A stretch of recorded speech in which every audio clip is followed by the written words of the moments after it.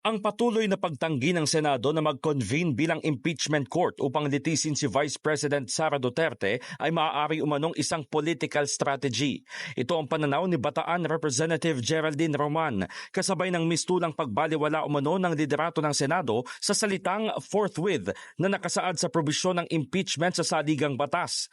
Malinaw naman anya ang mandato ng batas kaya kinwestiyon nito kung bakit patuloy na inaantala ng Senado ang paglilitis kay Duterte. Kahit anong dictionary ang konsultahin ko, forthwith means immediately, no? And I think the choice of the word forthwith is basically what they normally do when they write the Constitution, the fundamental law of the land. Use normally literary and highfalutin words, no? So, maybe it was a selective interpretation. Ito lang naman ako, no?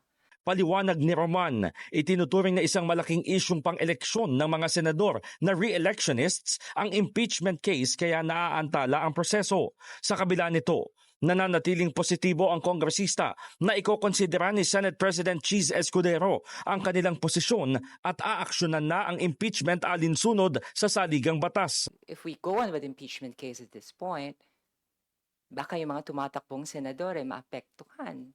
Because fact of the matter is that the impeachment case has become an election issue. And I don't know. Politician din naman ako, I would understand, you know?